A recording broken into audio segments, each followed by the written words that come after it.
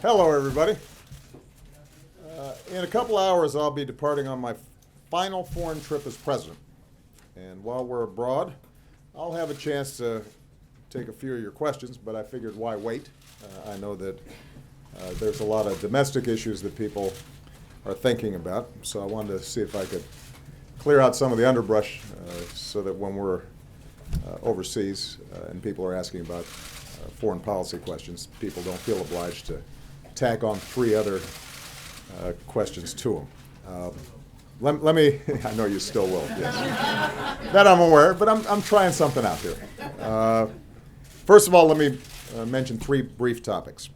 First of all, as I discussed with the President-elect on Thursday, my team stands ready to accelerate in the next steps that are required to ensure a smooth transition. And we are going to be staying in touch as we travel. I remember what it was like when I came in 8 years ago. It is a big challenge. This office is bigger than any one person, and that's why ensuring a smooth transition is so important. It's not something that the Constitution explicitly requires, but it is one of those norms that are vital to a functioning democracy, similar to norms of civility and tolerance and a commitment to reason and facts and analysis. It's part of what makes this country work. And as long as I'm president, we are going to uphold those norms and cherish and uphold those ideals. As I've told my staff, we should be very proud that their work has already ensured that when we turn over the keys, the car is in pretty good shape. We are indisputably in a stronger position today than we were when I came in 8 years ago. Jobs have been growing for 73 straight months. Incomes are rising. Poverty is falling. The uninsured rate is at the lowest level on record. Carbon emissions have come down without impinging on our growth. And so my instructions to my team are that we run through the tape. We make sure that we finish what we started, that we don't let up in these last couple of months, because my goal is on January 21st, America's in the strongest position possible, and hopefully there's an opportunity for the next president to build on that. Number two, our work has also helped to stabilize the global economy, and because there is one president at a time, I'll spend this week reinforcing America's support for the approaches that we've taken to promote economic growth and global security on a range of issues. I look forward to my first visit in Greece. And then in Germany, I'll visit with Chancellor Merkel, who's probably been my closest international partner these past 8 years. I'll also signal our solidarity with our closest allies and express our support for a strong, integrated, and united Europe. It's essential to our national security, and it's essential to global stability. And that's why the Transatlantic Alliance and the NATO alliance have endured for decades under Democratic and Republican administrations. Finally, in Peru, I'll meet with the leaders of countries that have been the focus of our foreign policy through our rebalance in the Asia-Pacific. This is a time of great change in the world, but America's always been a pillar of strength and a beacon of hope to peoples around the globe, and that's what it must continue to be. Finally, on a personal note, Michelle and I want to offer our deepest condolences to Gwen Eiffel's family and all of you, her colleagues, on her passing. Gwen was a friend of ours. She was an extraordinary journalist. She always kept faith with the fundamental responsibilities of her profession, asking tough questions, holding people in power accountable, and defending a strong and free press that makes our democracy work. I always appreciated Gwen's reporting, even when I was at the receiving end of one of her tough and thorough interviews. Whether she reported from a convention floor or from the field, whether she sat at the debate moderator's table or at the anchor's desk, she not only informed today's citizens, but she also inspired tomorrow's journalists. She was an especially powerful role model for young women and girls who admired her integrity, her tenacity, and her intellect, and for whom she blazed a trail as one half of the first all-female anchor team on network news. So Gwen did her country a great service. Michelle and I join her family and her colleagues and everybody else who loved her in remembering her fondly today. So with that, I'm going to take some questions, and because Josh Earnest has some pull around here. He just happened to put at the top of the list, Colleen Nelson of the Wall Street Journal. My understanding is, Colleen, that this is wrapping up your stint here, and you're going to Kansas City.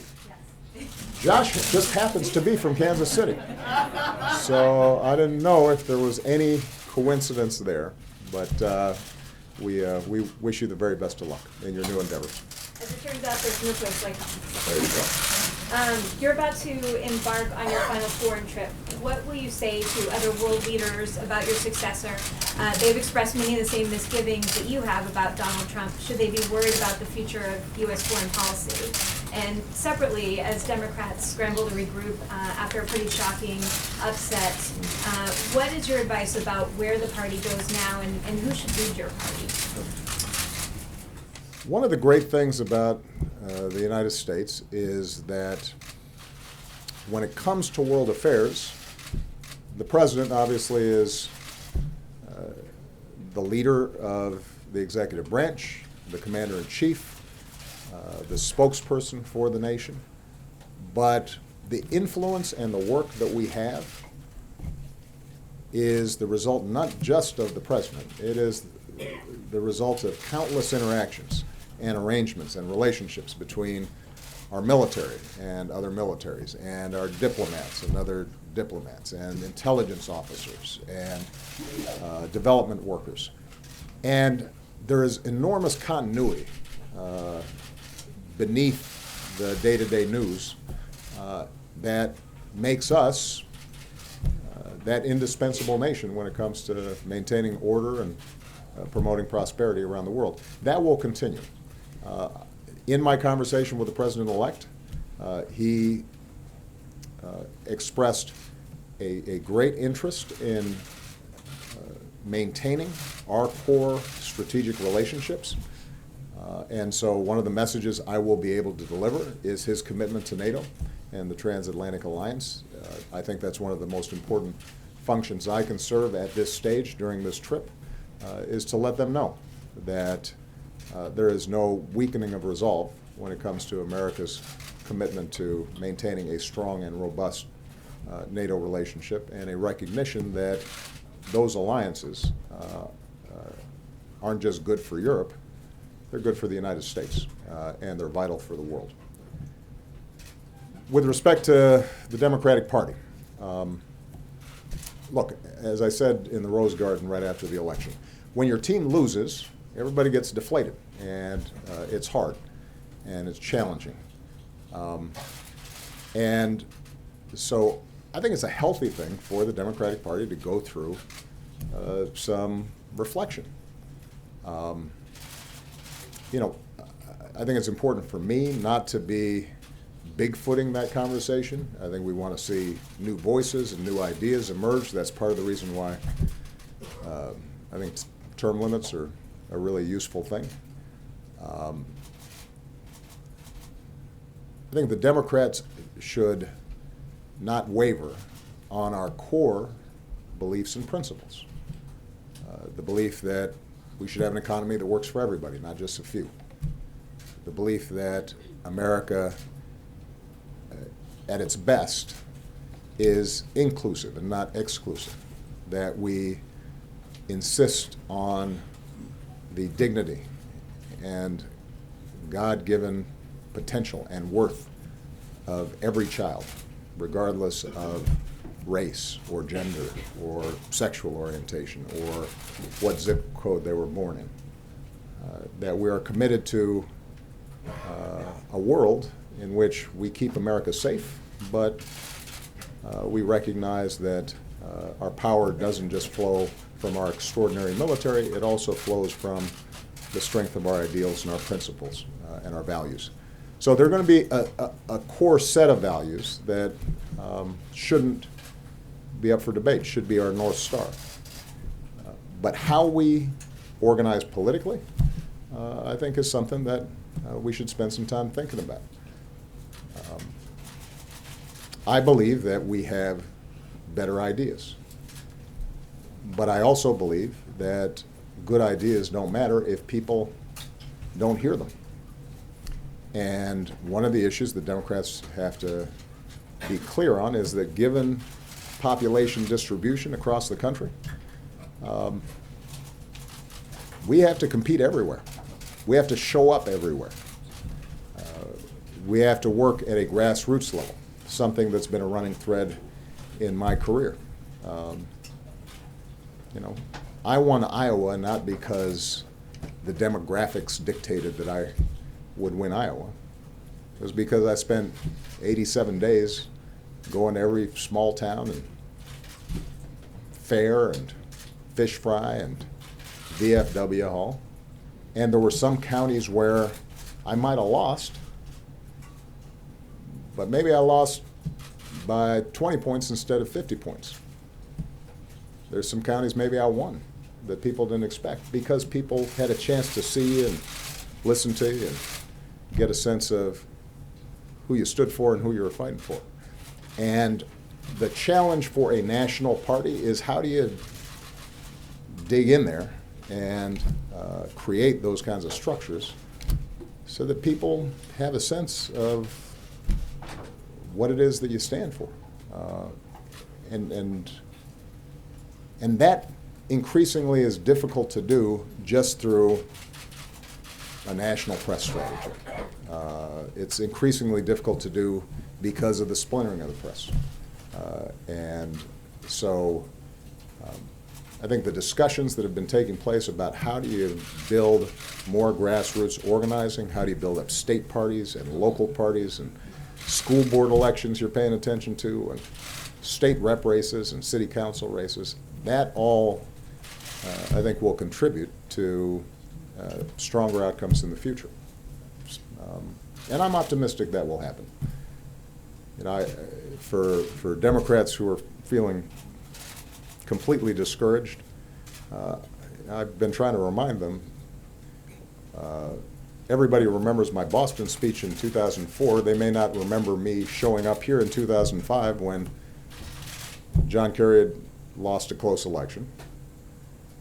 Tom Daschle, the leader of the Senate, had been beaten in an upset. Ken Salazar and I were the only two Democrats that won nationally. Republicans controlled the Senate and the House. And 2 years later, Democrats were winning back Congress, and 4 years later I was President of the United States. Things change pretty rapidly. But they don't change inevitably. They change because you work for it. Nobody said democracy is supposed to be easy. It's hard. And in a big country like this, it probably should be hard. Mark Knoller. Thank you, sir. Good to see you. Thank you. Good to see you. Mr. President, what can you tell us about the learning curve on becoming president? Can you tell us how long it took you before you were fully at ease in the job, if that ever happens? And did you discuss this matter with President-elect Trump? About a week ago, I started feeling pretty good, but no. I think the learning curve always continues. This is a remarkable job. It is like no other job on earth. And it is a constant flow of information and challenges and issues. That is truer now than it has ever been, partly because of the nature of information and the interconnection between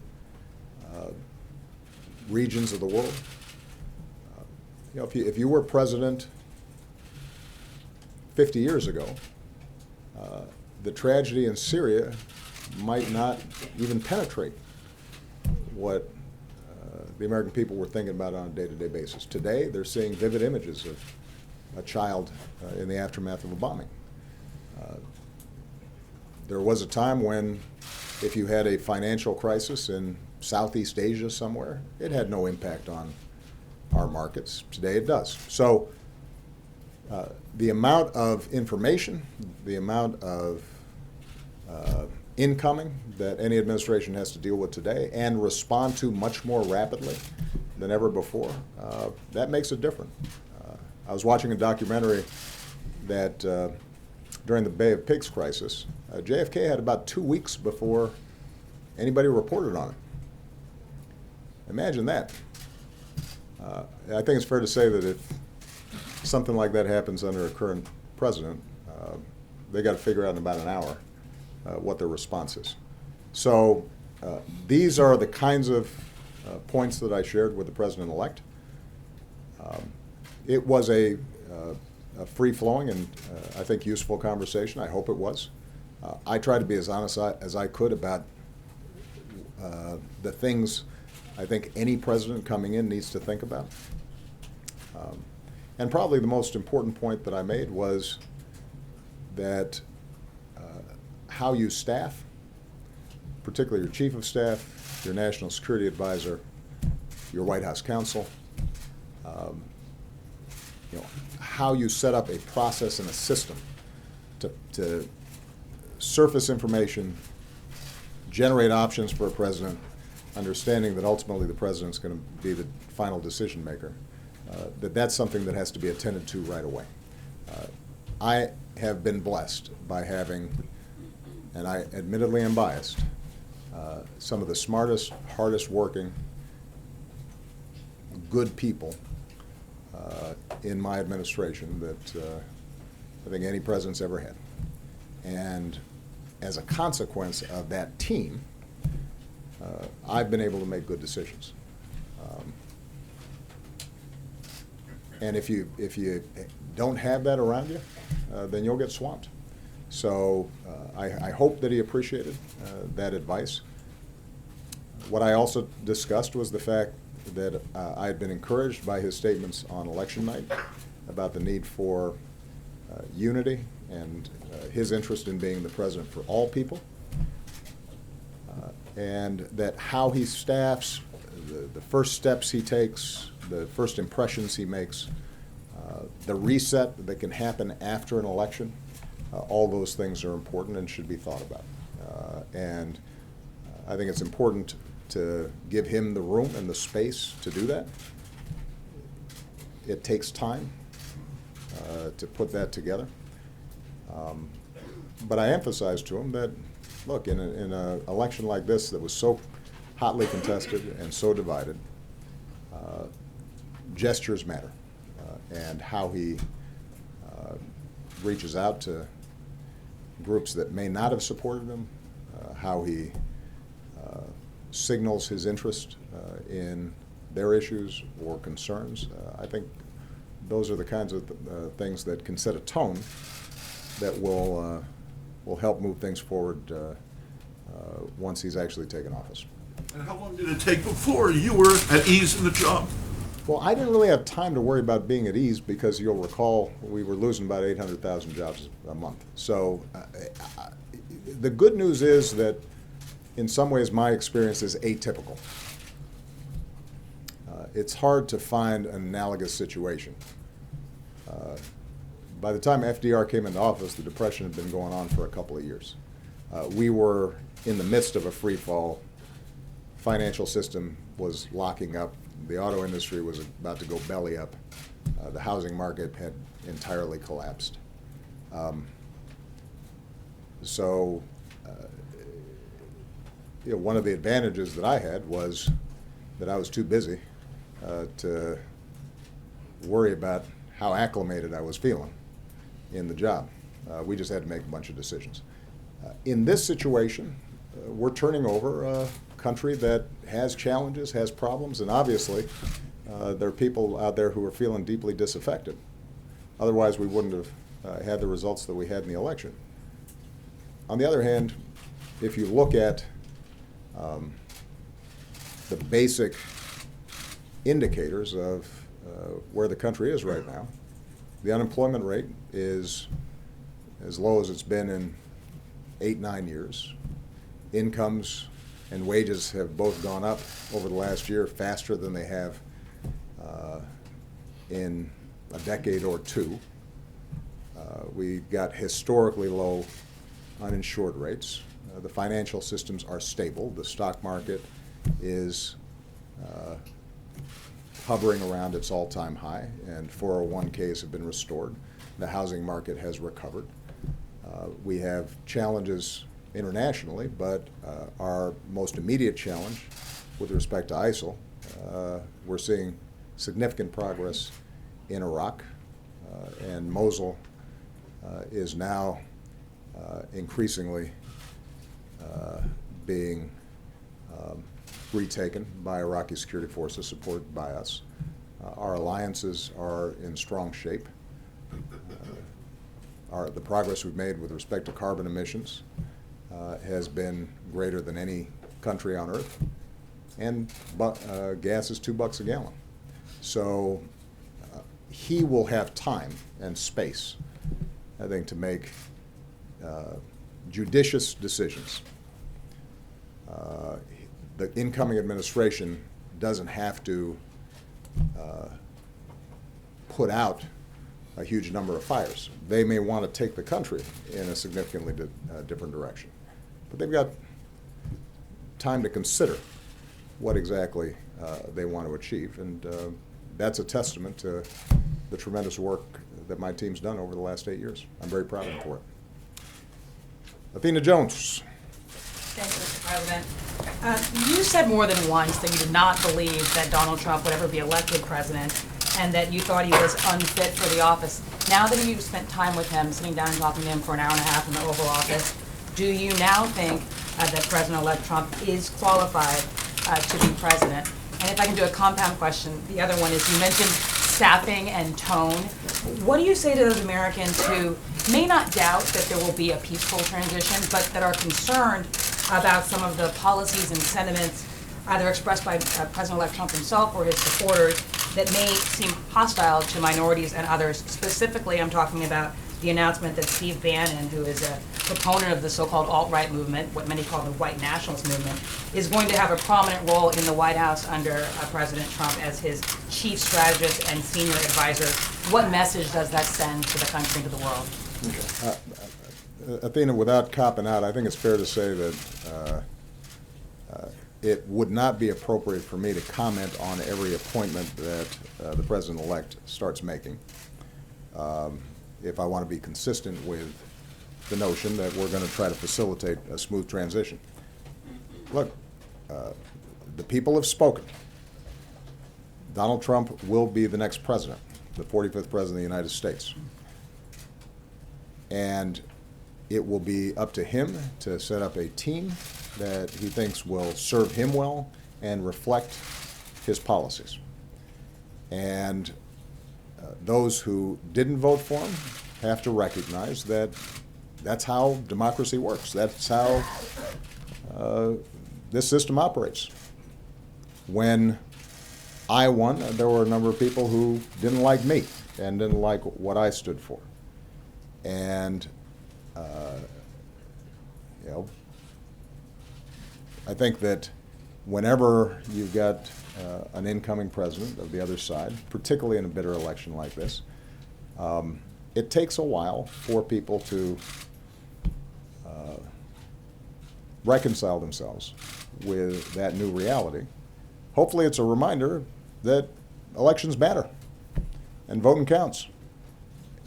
And so, you know, I don't know how many times we have to relearn this lesson, because we ended up having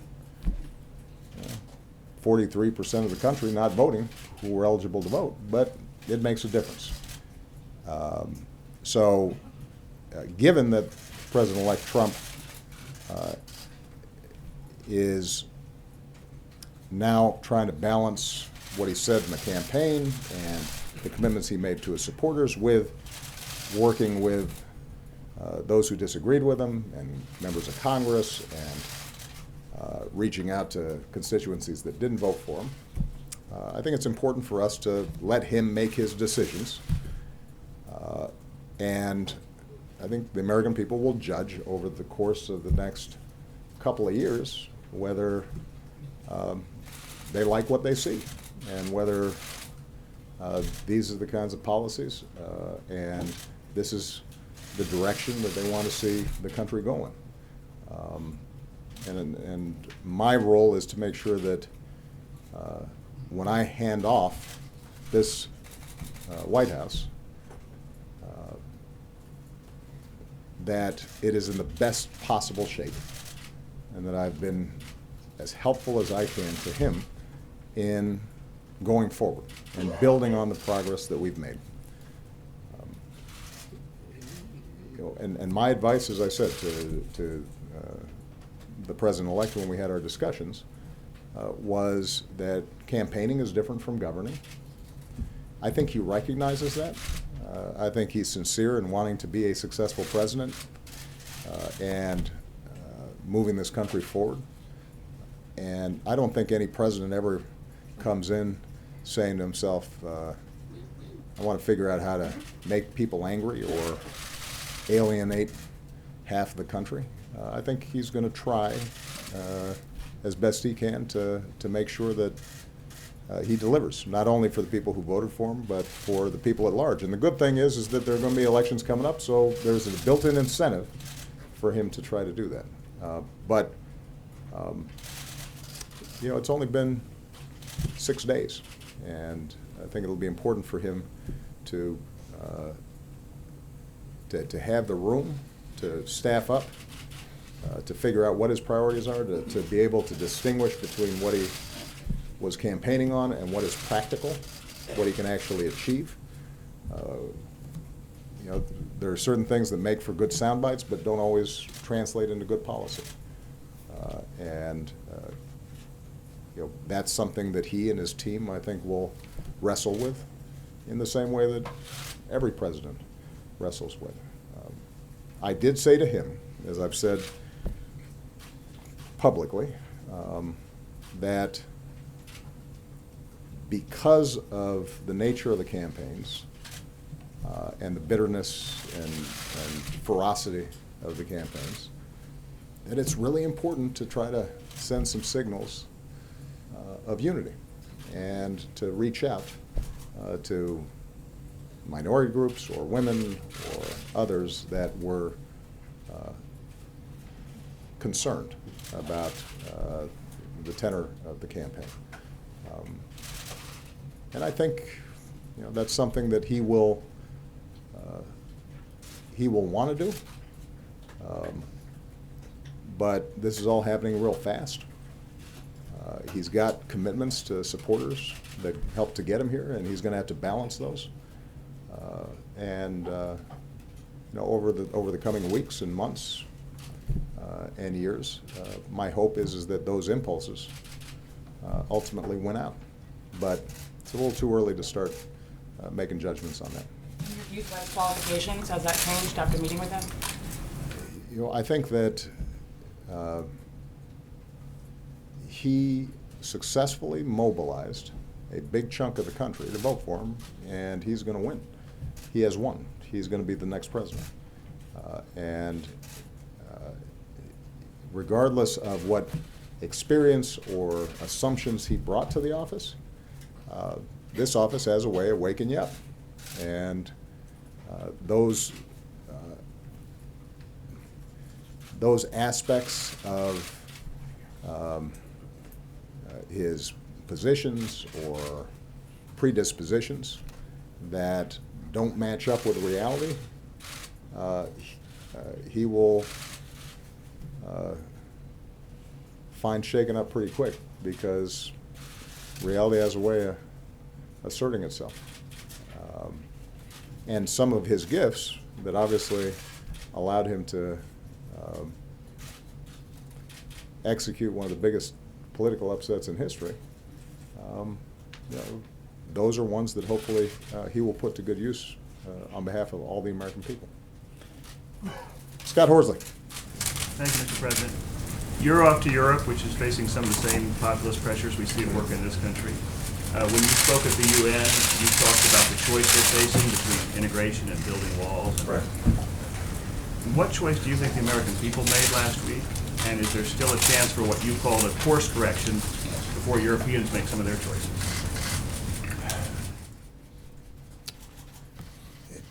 I think the American people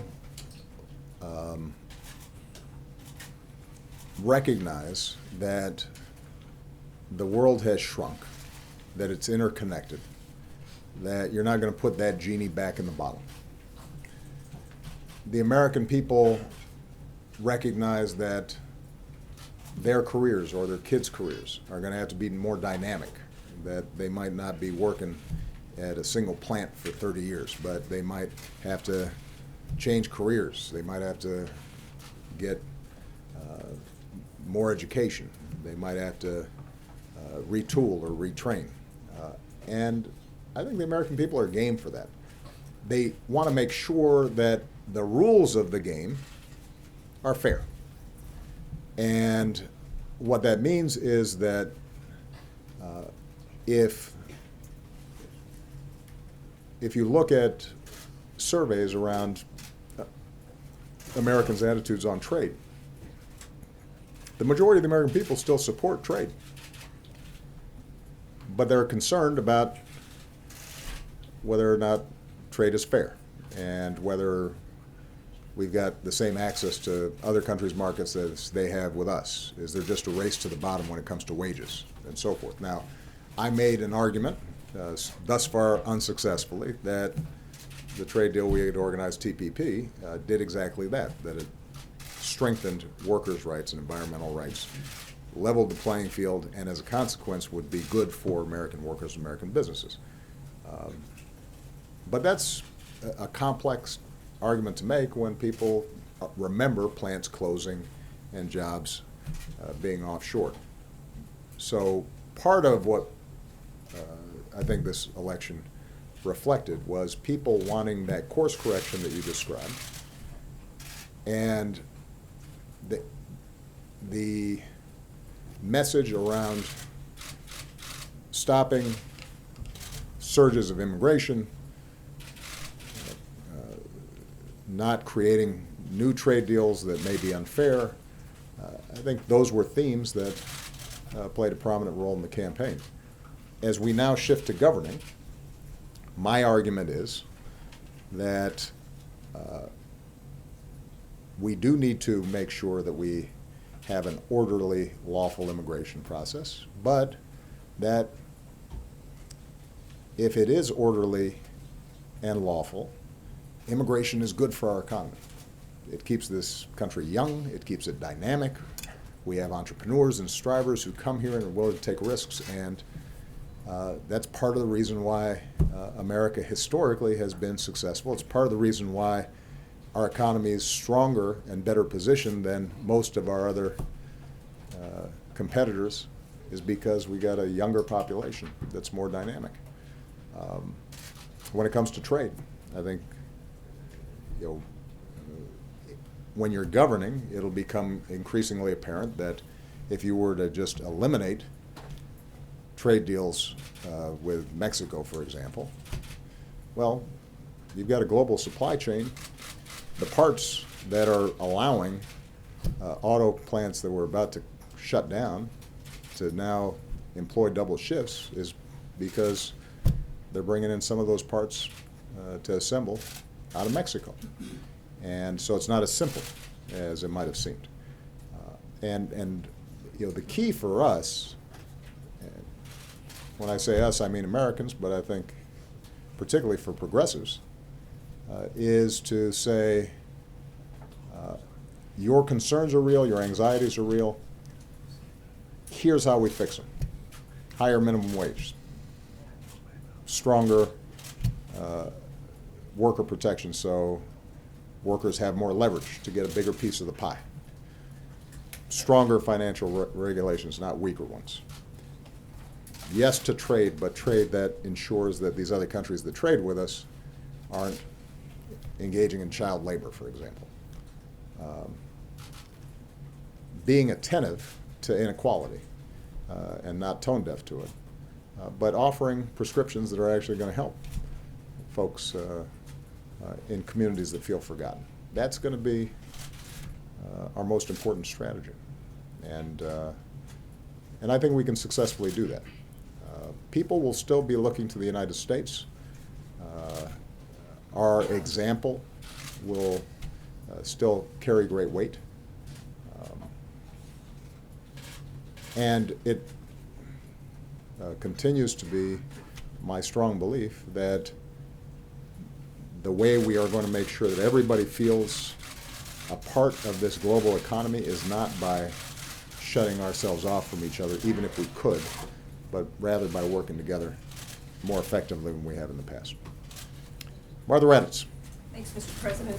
Given some of the harsh words you had about Mr. Trump, calling him temperamentally unfit to be commander-in-chief, did anything surprise you about President-elect Trump when you met with him in your office? And also, I want to know, does anything concern you about a Trump presidency?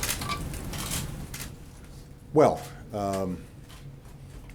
we had a very cordial conversation, and that didn't surprise me to some degree, because I think that he is obviously a gregarious person. He's somebody who I think likes to mix it up and to have a vigorous debate. And what's clear is that he was able to tap into, yes, the anxieties, but also the enthusiasm of his voters in a way that that was impressive. And I said so to him, because I think that to the extent that there were a lot of folks who missed the Trump phenomenon, I think that connection that he was able to make with his supporters that was impervious to events that might have sunk another candidate, that's powerful stuff. I also think that he is coming to this office with fewer set, hard and fast policy prescriptions than a lot of other presidents might be arriving with. I don't think he is ideological. I think ultimately he's pragmatic in that way, and that can serve him well. As long as he's got good people around him and he has a clear sense of direction. Do I have concerns? Absolutely. Of course I've got concerns. He and I differ on a whole bunch of issues. But the federal government and our democracy is not a speedboat. It's an ocean liner, as I discovered when I came into office. It took a lot of really hard work for us to make significant policy changes, even in our first 2 years when we had larger majorities than Mr. Trump will enjoy when he comes into office. And one of the things I advised him to do was to make sure that before he commits to certain courses of action, he's really dug in and thought through how various issues play themselves out. I'll use a obvious example where we have a difference, but it'll be interesting to see what happens in the coming year, and that's the Affordable Care Act. So obviously this has been the holy grail for Republicans over the last 6-7 years, was we got to kill Obamacare. Now, that has been taken as an article of faith, that this is terrible, it doesn't work, and we have to undo it. But now that Republicans are in charge, they got to take a look and say, let's see, we got 20 million people who have health insurance who didn't have it before. Healthcare costs generally have gone up at a significantly slower rate since Obamacare was passed than they did before, which has saved the federal treasury hundreds of billions of dollars.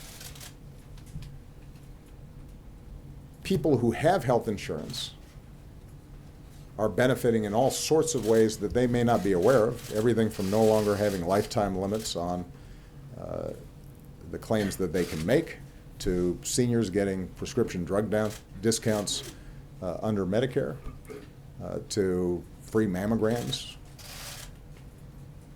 Now, it's one thing to characterize this thing as not working when it's just an abstraction. Now, suddenly, you're in charge and you're going to repeal it. Okay, well, what happens to those 20 million people who have health insurance? Are you going to just kick them off and suddenly they don't have health insurance? And in what ways are their lives better because of that? Are you going to repeal the provision that ensures that if you do have health insurance on your job and you lose your job or you change jobs or you start a small business, that you're not discriminated against because you got a pre-existing condition? That's really popular. How are you going to replace it? Are you going to change the policy that kids can stay on their parents' health insurance plan until they're 26? How are you going to approach all these issues? Now, my view is that if they can come up with something better that actually works, and a year or two after they've replaced the Affordable Care Act with their own plan, that 25 million people have health insurance and it's cheaper and better and running smoothly, I'll be the first ones to say, that's great. Congratulations. If, on the other hand, whatever they're proposing results in millions of people losing coverage and results in people who already have health insurance losing protections that were contained in the legislation, then we're going to have a problem. And I think that's not going to be unique to me. I think the American people will respond that way. So I think on a lot of issues, what you're going to see is now comes the hard part. Now is governance.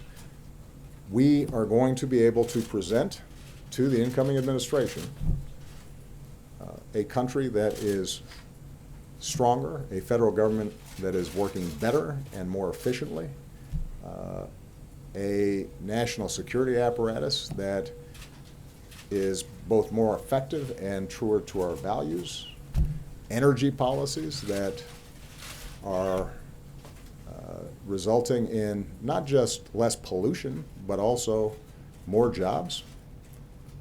And I think the president-elect rightly would expect that he's judged on whether we improve from that baseline and on those metrics, or things get worse. And if things get worse, then the American people will figure that out pretty quick. And if things get better, then more power to them. And I'll be the first to congratulate him. Mr. President, you had talked specifically about his temperament. Mm-hmm. Do you still have any concern about his temperament? As I said, because Athena asked the question, whatever you bring to this office has a habit of magnifying and pointing out, and hopefully then you correct for it. This may seem like a silly example, but I know myself well enough to know I can't keep track of paper. I am not well organized in that way. And so pretty quickly, after I'm getting stacks of briefing books coming in every night, I say to myself, I've got to figure out a system, because I have bad filing, sorting, and organizing habits. And I've got to find some people who can help me keep track of this stuff. Now, that seems trivial, but actually it ends up being a pretty big piece of business. I think what will happen with the president-elect is there are going to be certain elements of his temperament that will not serve him well unless he recognizes them and corrects them. Because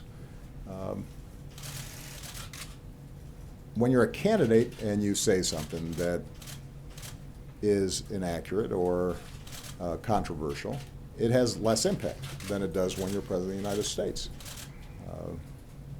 Everybody around the world's paying attention. Markets move. National security issues require a level of precision in order to make sure that you don't make mistakes.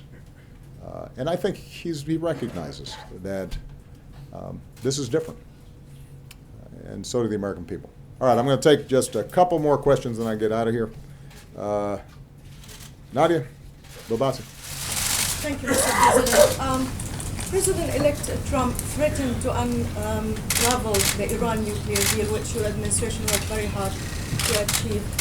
What would your concern if he alters part of it, and what will your advice be, considering that he said he's open to your advice? And on Syria, sir, the Syrian regime now is threatening Aleppo with massive onslaught. You talked passionately a few years back about Benghazi, and you warned against the killing of civilians there.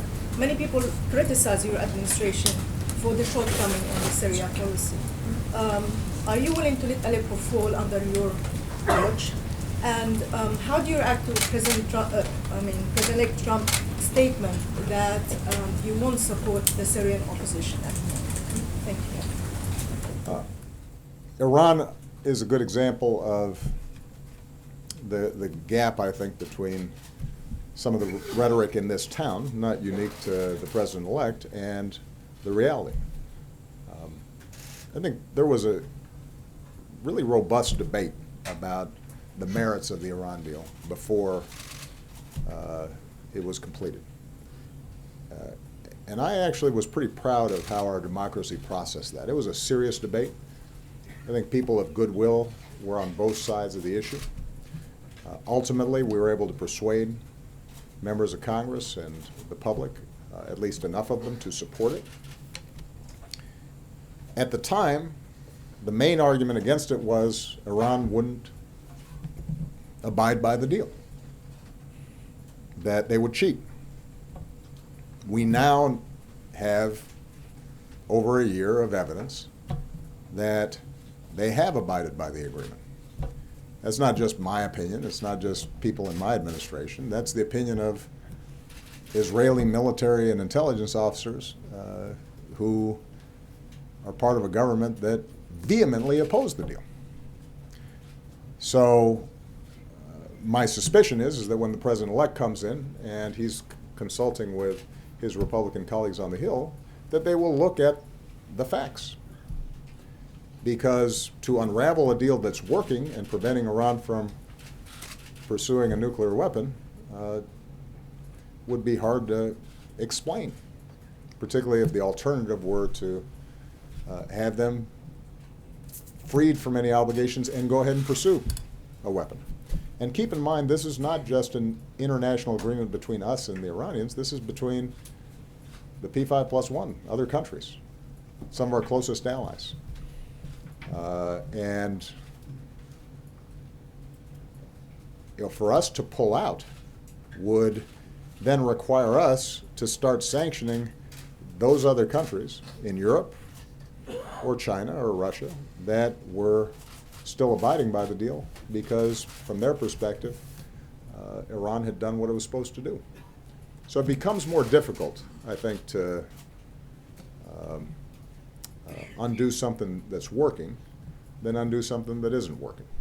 And when you're not responsible for it, I think you can call it a terrible deal. When you are responsible for the deal and preventing Iran from getting a nuclear weapon, you're more likely to look at the facts. That is going to be true in other circumstances. For example, the Paris Agreement. Obviously, there's been a lot of talk about the possibility of undoing this international agreement. Now, you've got 200 countries that have signed up for this thing.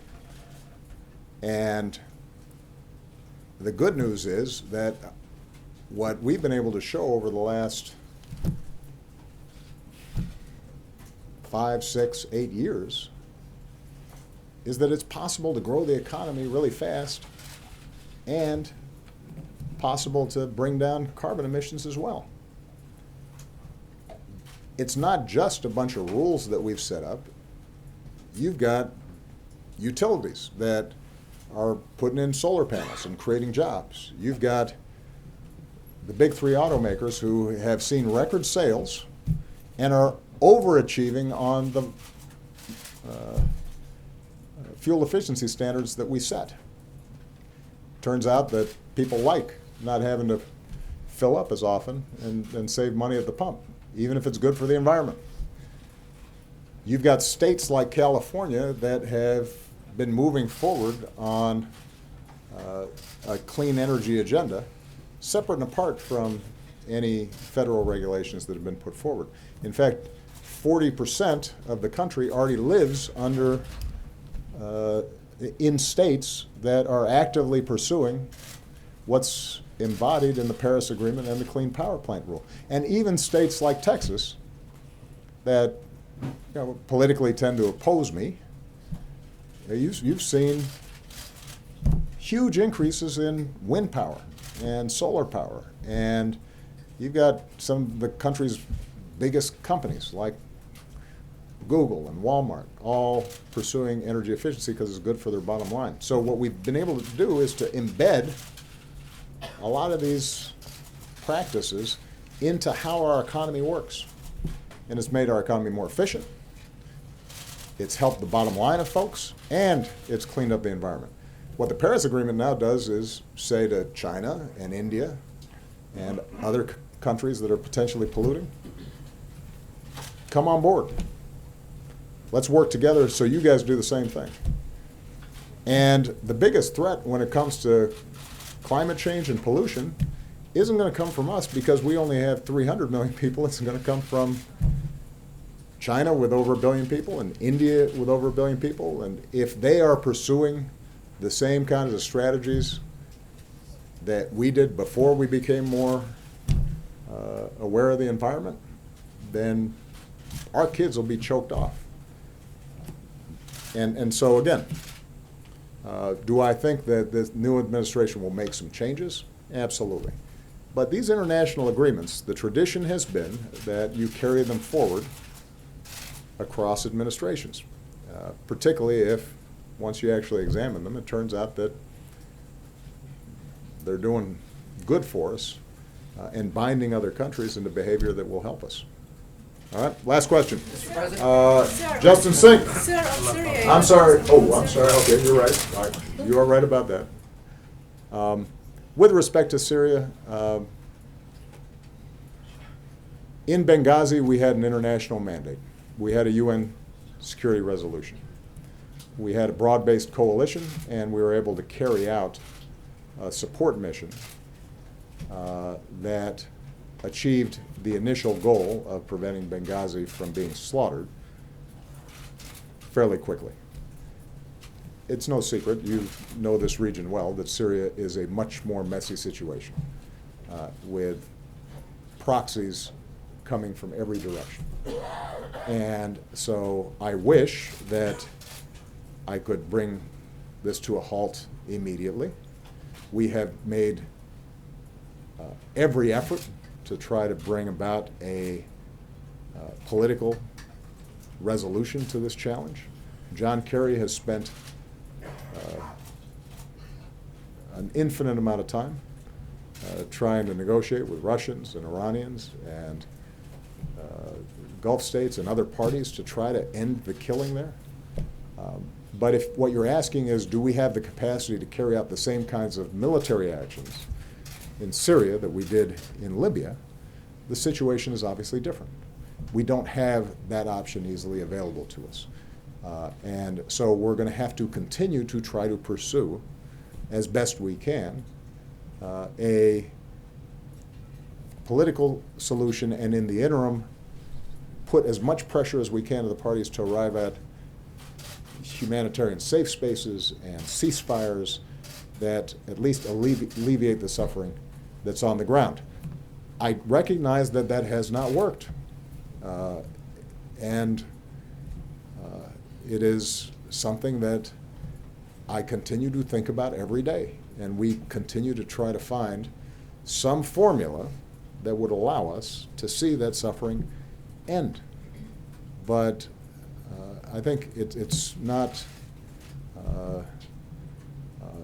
surprising to you, because you study this deeply, that if you have a Syrian military that is committed to killing its people indiscriminately as necessary, and it is supported by Russia, that now has substantial military assets on the ground and are actively supporting that regime, and Iran actively supporting that regime, and we are supporting what has to be our #1 national security priority, which is going after ISIL, both in Mosul and ultimately in Raqqa, that the situation is not the same as it was in Libya. And obviously there are some who question the steps we took in Libya. I continue to believe that was the right thing to do, although, as I indicated before, in the aftermath of that campaign, I think the world community did not sufficiently support the need for some sort of security structures there, and it now is a situation that we have to get back into a better place. I've given you, okay. Last question is Justin Sink at Bloomberg. Thanks, Mr. President. I wanted to ask about two things that might be on your desk over the next couple of months as you prepare for a Trump administration. One is at least 750,000 undocumented immigrants provided the federal government information about themselves and their family as part of your deferred action program. Wondering if there's anything you can do to either reassure them or shield that information from the incoming Trump administration, considering his stance on immigration. And the second is, the administration and you have long maintained that the legal restraints put on you by Congress governing movement of detainees from Gitmo are an unconstitutional infringement on your rights as Commander-in-Chief. Considering that the gradual transfers that you've pursued are unlikely to continue under a Trump administration, is this now the time to sort of test that theory by moving the detainees and seeing where the chips end up lying? Those are both excellent questions. On the deferred action program that we have, known as DACA, that relates to Dreamers who are currently benefiting from these provisions, I will urge the President-elect and the incoming administration to think long and hard before they are endangering the status of what, for all practical purposes, are American kids. I mean, these are kids who were brought here by their parents. They did nothing wrong. They've gone to school. They have pledged allegiance to the flag. Some of them have joined the military. They've enrolled in school.